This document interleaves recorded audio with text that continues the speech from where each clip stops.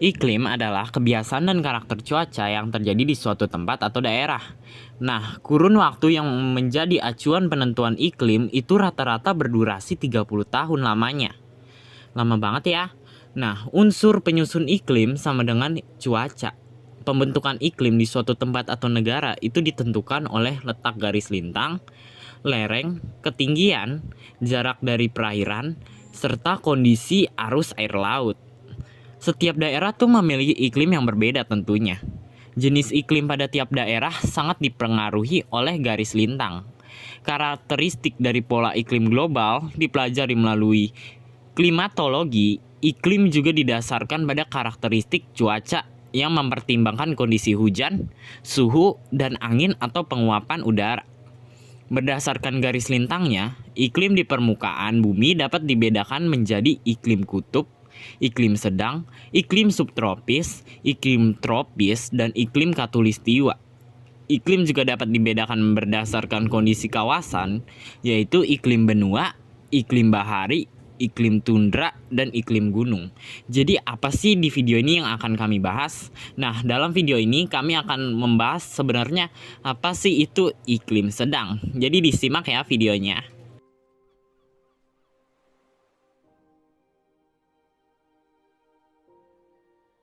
Iklim sedang adalah serangkaian bentuk iklim tanpa suhu dan curah hujan yang ekstrim, di mana perubahan antara musim panas dan musim dingin pada umumnya senantiasa menyegarkan tanpa menjadi terlalu ekstrim.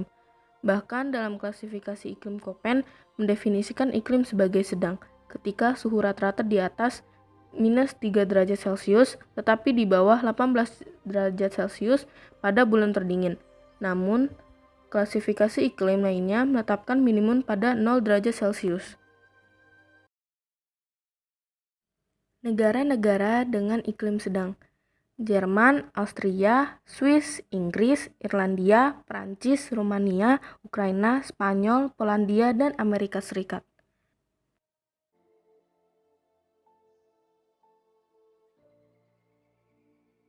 Fakta menarik tentang pakis. Pakis merupakan tumbuhan tingkat tinggi dengan spora. Tubuh tanaman menyiratkan adanya daunan dan batang. Tanaman ini benar-benar kuno, usianya jauh lebih tua daripada yang berbunga. Daunnya sangat padat sehingga tahan terhadap kekeringan. Yang kedua, fakta menarik tentang bambu. Tanaman bambu diperkirakan sudah ada sejak 200 juta tahun yang lalu. Tanaman bambu sebenarnya merupakan jenis rumput yang tingginya dapat mencapai 40 meter. Bambu mempunyai sifat antibakteri dan anti jamur. Orang-orang di Cina pernah menggunakan tanaman bambu sebagai pengobatan serta pembuatan kertas selama 5.000 tahun. Fakta menarik tentang pinus. Pinus mencegah terjadinya erosi. Durasi pohon pinus tumbuh 9-25 tahun. Pohon pinus mudah terbakar. Pohon pinus kayunya banyak dimanfaatkan untuk beragam hal. Yang keempat, fakta menarik tentang pohon cemara. Akar pohon cemara utama mati setelah 10-15 tahun kehidupan, dan akar sekunder mulai menyebar di bawah permukaan bumi tanpa masuk terlalu dalam. Rata-rata pohon cemara hidup 2 hingga 300 tahun, tetapi beberapa spesimen hidup hingga 600 tahun. Kulit cemara telah digunakan untuk penyamakan kulit sejak zaman kuno. Tingginya pohon cemara tua bisa mencapai 100 meter. Yang kelima, fakta menarik tentang pohon palem ini. Dapat dijadikan hiasan, akar pohon palem akan tumbuh masuk ke dalam seiring bertambahnya usia. Akarnya akan bertambah banyak terus-menerus. Dapat meningkatkan kelembapan udara, pohon palem berumur panjang.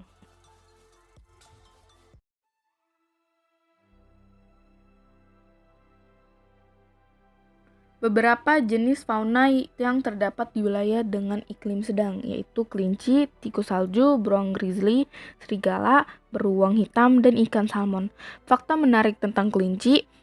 Yang pertama, kelinci bisa hidup hingga 12 tahun. Yang kedua, sebagian kelinci bisa tumbuh besar.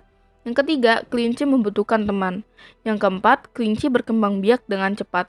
Yang kelima, kelinci memakan kotorannya sendiri. Yang keenam, gigi kelinci tumbuh terus-menerus. Ketujuh, wortel bukan makanan pokok kelinci. Yang kedelapan, kelinci banyak minum. Fakta menarik tentang tikus salju memiliki daya ingat yang sangat baik. Yang kedua, tikus salju adalah hewan sosial. Yang ketiga, tikus salju memiliki sifat yang mudah curiga. Yang keempat, tikus salju tahan dengan suhu yang dingin. Yang kelima, tikus salju buta warna dan memiliki penglihatan yang buruk. 6. Tikus salju adalah pendaki, pelompat, dan perenang yang lincah. Fakta menarik tentang beruang grizzly. Yang pertama, memiliki warna coklat dan beruban yang berasal dari Amerika Utara. Yang kedua, beruang grizzly sangat menyukai makan kacang-kacangan dan buah. Yang ketiga, memiliki punuk berotot guna untuk menggali tanah. Yang keempat, mampu berlari hingga 56 km per jam. Yang kelima, ada yang kawin silang dengan beruang kutub. Fakta menarik tentang serigala. Yang pertama, serigala adalah hewan monogami. Yang kedua, fakta sains terbaru mengungkap bahwa serigala liar bukan nenek moyang dari anjing. Yang ketiga, selain cerdas, serigala juga memiliki stamina yang luar biasa. Yang keempat, serigala memiliki beberapa jenis spesies dan subspesies. Fakta menarik tentang beruang hitam. Penglihatan beruang hitam hampir sama dengan penglihatan manusia. Yang kedua, beruang hitam khususnya memiliki 32 hingga sampai 42 gigi. Yang ketiga, beruang bisa berlari hingga mencapai kecepatan 50 km per jam. Ikan salmon memiliki banyak jenis ikan salmon. Yang kedua, memiliki banyak nutrisi. Yang ketiga, ikan salmon akan menentukan tempat terbaik untuk menetaskan telur-telurnya. Yang keempat, kandungan protein bantu menurunkan berat badan.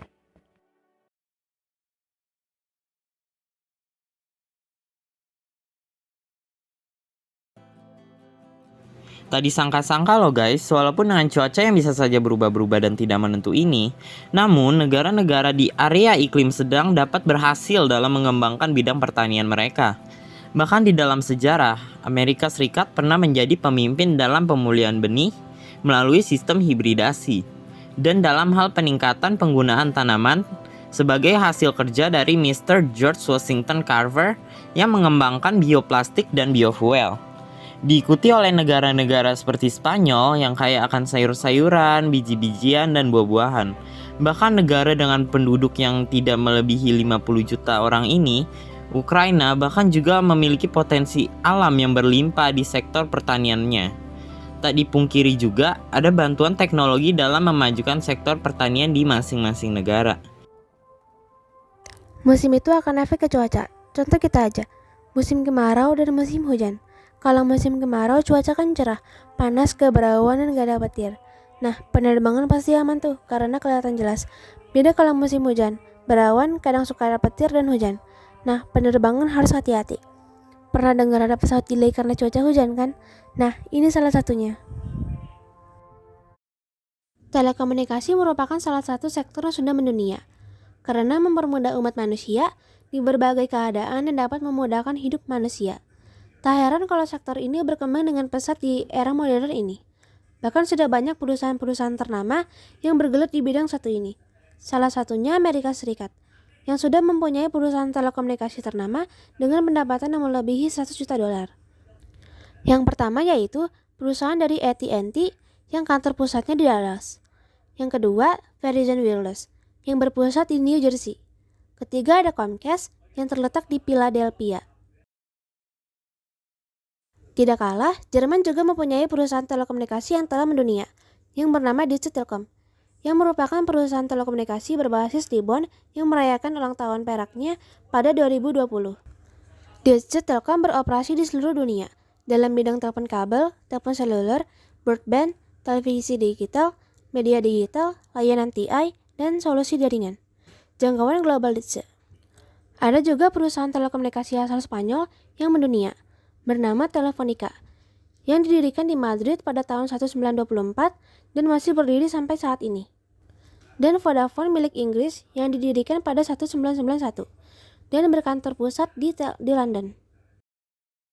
Namun, bukan berarti berdirinya perusahaan-perusahaan ini penduduk di sana tidak pernah mengalami gangguan, karena pada dasarnya alam itu tidak akan pernah mampu ditaklukkan oleh manusia. Kerusakan jaringan sampai pemadam listrik juga pasti pernah terjadi. Apalagi di saat badai salju sangat besar, terjadinya kerusakan pada aset-aset perusahaan telekomunikasi. Pariwisata dalam iklim sedang tergantung dari karakteristiknya iklim tersebut. Contohnya saat musim panas, maka kondisi wisata di daerah pantai akan lebih diminati daripada daerah perkebunan atau hutan konifer. Hal ini dikarenakan masyarakat sekitar dari luar negeri ingin menghangatkan kembali tubuh mereka setelah musim dingin yang berkepanjangan dengan cara salah satunya menjemur di pantai. Pada umumnya, musim dingin mereka lebih memilih untuk berdiam di rumah dengan menimbun atau mempersiapkan bahan makanan yang telah disediakan. Adapun saat musim semi, mereka akan berbondong-bondong mendatangi berbagai jenis perkebunan atau taman untuk melihat bunga bermekaran. Begitupun saat musim gugur, mereka akan menghabiskan waktu untuk berkreasi menikmati daun-daun yang berguguran. Para wisatawannya menyesuaikan kegiatan pariwisatanya dengan keadaan cuaca dan iklim di daerah tersebut. Bagaimana keadaan dalam bidang industri di iklim sedang? Amerika Serikat adalah salah satu negara dengan iklim sedang. Amerika Serikat adalah negara dengan ekonomi terbesar di dunia, dengan nilai produk domestik bruto sebesar 18,57 triliun US dollar. Ekonomi yang besar ini dibantu oleh industri yang besar. Beberapa faktor pendorong majunya industri di Amerika Serikat adalah 1. Banyaknya sumber daya alam. 2. Banyaknya tenaga kerja yang terdidik dan terlatih. 3. Perkembangan teknologi yang pesat. 4. Adanya infrastruktur yang lengkap. 5. Pasar dalam negeri yang besar.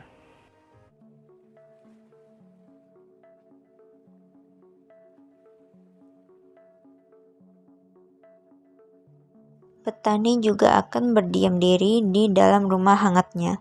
Namun ia terpaksa merelakan ladang gandum yang telah ia rawat dengan separuh nyawanya.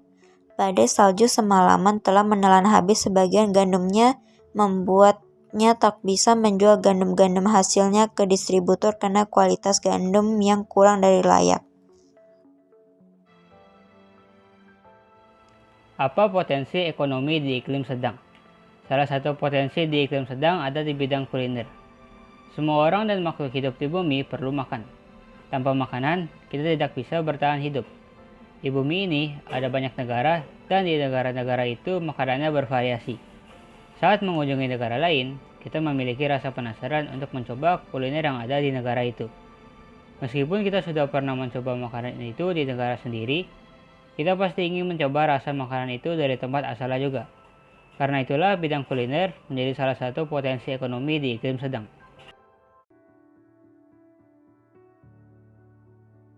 Dampak iklim sedang pada sektor pertanian.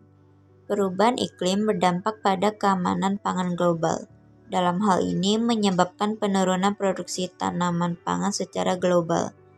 Tanpa adanya upaya adaptasi, produksi tanaman utama seperti gandum, beras, dan jagung diproyeksikan turun. Perubahan iklim dapat mengakibatkan penurunan ketersediaan air, perubahan produktivitas tanaman, hilangnya keanekaragaman hayati yang merupakan aset tidak ternilai yang dimiliki oleh negara tersebut. Perubahan cuaca yang ekstrim dapat mengganggu aktivitas serta kinerja para penyedia pangan. Karena cuaca yang tidak mendukung untuk bertani, membuat persediaan pangan negara dengan iklim sedang bisa saja berkurang jika badai bertahan lama. Maka dari itu, petani harus menyesuaikan diri dengan pergantian musim yang berjeda beberapa bulan saja. Karena tanpa upaya dari pemerintah dan petani itu sendiri, negara mereka akan kesulitan dalam menyediakan sumber pangan lokal.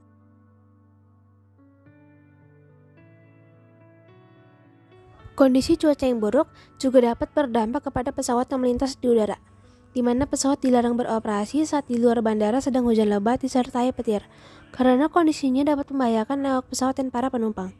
Karena hujan lebat pasti disertai oleh angin kencang, dan awan tebal saat hujan membuat pilot kehilangan kemampuan maksimalnya untuk mengarahkan jalannya pesawat dan dapat menyebabkan kecelakaan pesawat. Kondisi cuaca berpengaruh terhadap jaringan telekomunikasi, di mana jika kondisi cuaca sedang bagus, yaitu cuaca cerah berawan, maka jaringan telekomunikasi yang dihasilkan juga lancar dan optimal. Berbeda jika kondisi di luar sedang kacau. Dalam kata lain, sedang hujan lebat disertai petir, dan angin dan hujan salju yang lebat, yang membuat jaringan yang dihasilkan juga berpengaruh. Jaringan telekomunikasi akan terasa lebih lambat dan sering mendapat gangguan. Paling parah adalah terputus atau tidak ada internet.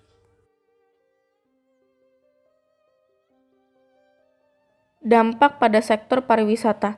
Kondisi cuaca tentu berpengaruh besar terhadap pariwisata, di mana saat cuaca sedang cerah disertai dengan angin yang menyejukkan, membuat para turis lokal maupun turis luar negeri dapat menikmati sarana dan prasarana yang telah disediakan oleh pihak tempat pariwisata itu dengan perasaan yang gembira tanpa perlu menuduh atau membawa payung kemana-mana. Namun, jika kondisi di luar sedang turun hujan deras, itu akan menghambat kesenangan para turis karena waktu mereka akan disibuki oleh berteduh dan mencari-cari payung, membuat mereka tidak bisa menikmati sarana dan prasarana tempat wisata dengan maksimal. Dampak iklim pada bidang industri. Nah, perubahan cuaca yang tak menentu ini tidak akan berdampak hebat pada tempat terjadinya kegiatan, melainkan akan berdampak pada kualitas bahan baku yang digunakan industri tersebut. Jika satu bahan baku diterpa terus-menerus dengan hujan, itu mungkin akan menurunkan kualitas dari bahan baku tersebut. Nah, sekarang kita akan membahas dampak pada sektor sosial dan budaya pada negara yang beriklim sedang. Cuaca yang tak menentu akan mempengaruhi aktivitas manusia yang berjalan di bumi, dan sayangnya manusia tidak dapat melawan hukum alam.